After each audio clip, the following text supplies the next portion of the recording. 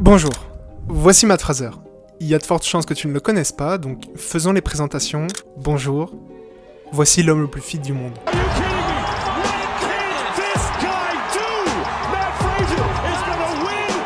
Ce titre, tu doutes bien, il ne se l'est pas donné. Pour l'avoir, il a dû le prouver à la terre entière. 5 fois. Pendant 5 ans, cet homme a dominé le monde du fit game, devenant à son tour une légende. Quelques années avant lui, c'était un autre homme, un champion, un modèle, une légende. Et cette légende, c'est Rich Froning Jr.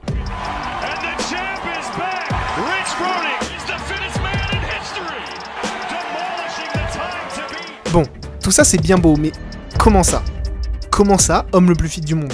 Il y en a plein qui sont bien plus forts et bien plus endurants qu'eux. Eh bien, pour le démontrer, ils ont dû participer à une compétition. Une compétition qui, chaque année, rassemble des millions de passionnés, des centaines de milliers d'athlètes. Une compétition née dans un ranch, au fin fond de la Californie. Une compétition où se joue l'avenir du fitness, et même plus. Ils ont dû participer à la plus grande compétition sportive la plus sous-estimée au monde, la plus détestée au monde, les CrossFit Games.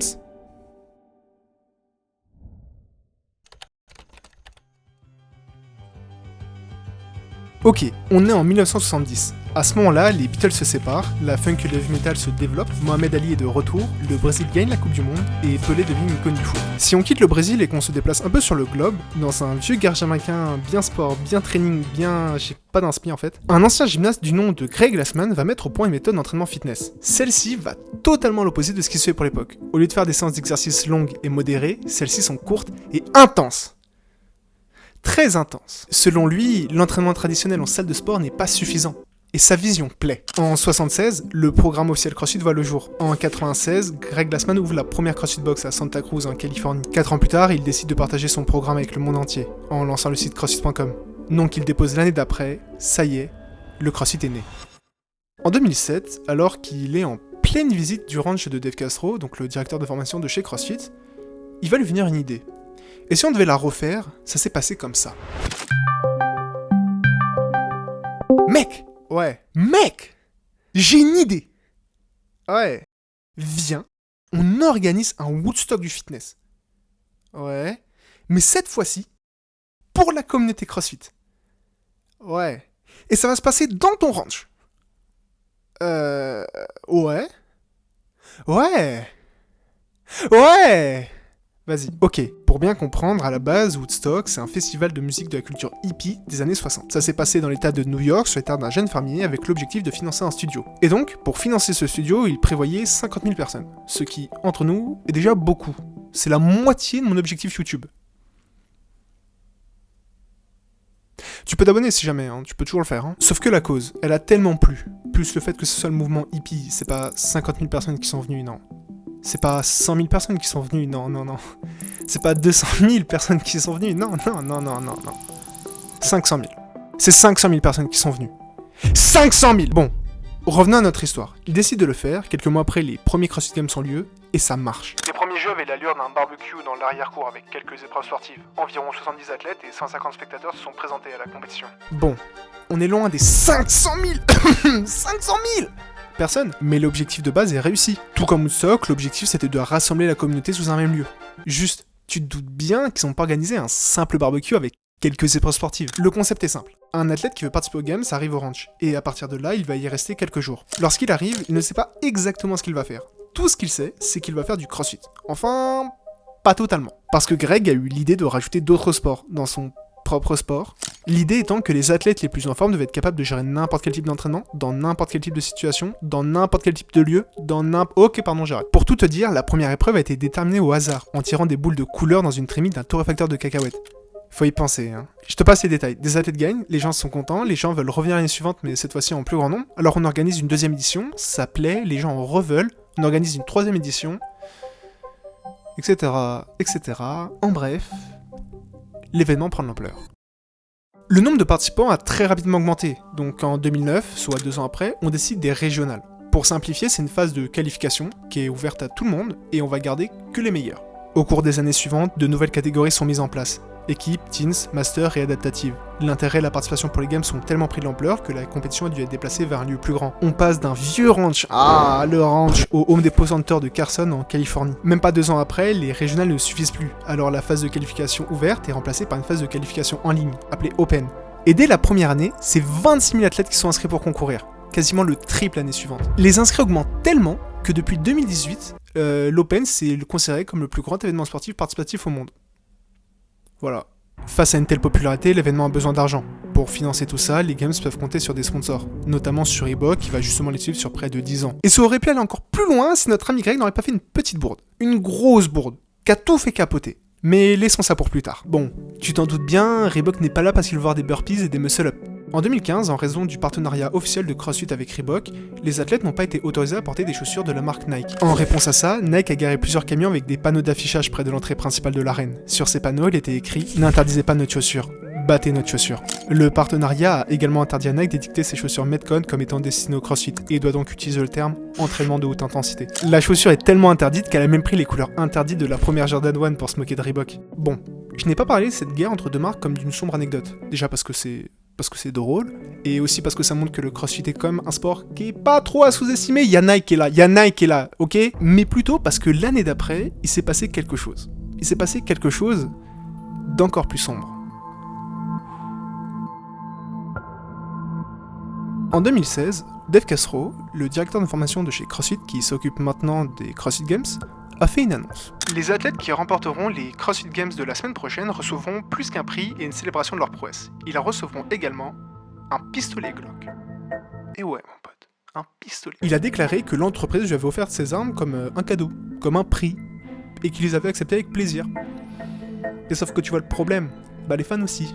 Comme si notre pays ne glorifiait pas suffisamment les armes, le fitness, pas les armes à feu s'il vous plaît. Ce parrainage et les choix personnels de Dave Castro de mettre en avant les armes à feu m'attristent personnellement en tant que pratiquant de CrossFit. La moitié des États-Unis et la plupart du reste du monde ne sont pas d'accord avec la culture américaine des armes à feu et sont dégoûtés que vous forcez les personnes qui font du CrossFit à y être associées. Sauf que pour Dave, y a aucun problème. Nous ne demandons à personne de changer de position ou d'opinion sur les armes à feu. Nous ne forçons personne et ne jouons aucun rôle politique. Nous offrons simplement des pistolets aux vainqueurs des jeux en guise de prix supplémentaire. Cela ne me dérange pas que quelqu'un soit pour ou contre les armes à feu. C'est leur agenda personnel. C'est notre événement et les pistolets sont légaux dans les 50 États des États-Unis. Et nous avons le droit d'offrir un pistolet en guise de prix. C'est ce que nous allons faire. Une arme à feu avait déjà été distribuée lors des Games de 2009. Et en 2013, une compétition officielle de CrossFit impliquait du tir à la cible avec un pistolet. Donc, où est le problème ? En 2015, les armes à feu ont causé la mort de plus de 13 000 personnes. Et ça, rien qu'aux États-Unis. On y compte un grand nombre de mineurs. Et ça, les gens ne l'ont pas oublié. Les protestations ont même forcé la fermeture temporaire de 2 sites de CrossFit à New York. Pourtant, il y en a un qui l'a défendu. Un qui a même posté une photo en soutien. Un compétiteur qui a été attendu de tous au sommet. Et ce compétiteur, c'est Matt Fraser. Matthew Edward Fraser, ou Matt Fraser pour les feignants comme moi, c'est une légende du CrossFit née chez des patineurs olympiques. Il est très sportif dès son plus jeune âge, apprenant à nager à 1 an, à faire du ski nautique à 18 mois, du ski alpin à 2 ans, et à marcher sur les mains à 7 ans. Ça fait 4 ans que je fais du CrossFit, et j'y arrive toujours pas. Il y aura une vidéo sur ça, hein. Donnez-moi 2 mois. Très jeune, il découvre l'haltérophilie et décide d'en faire son futur métier. Après avoir obtenu son diplôme au lycée de Colchester, il commence à s'entraîner à plein temps en haltérophilie olympique. Sauf qu'en 2009, tous ses rêves se brisent.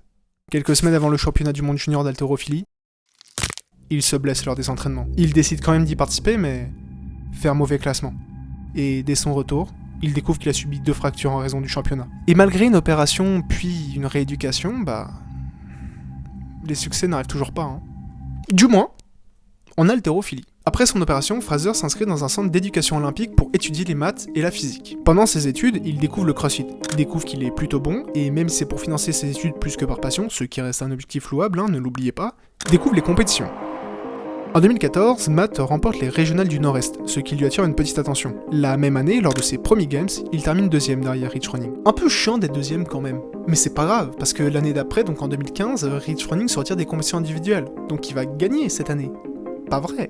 Il va terminer 1er. Pas vrai. Pas vrai. 1er, non ? Non. 2ème. il termine deuxième.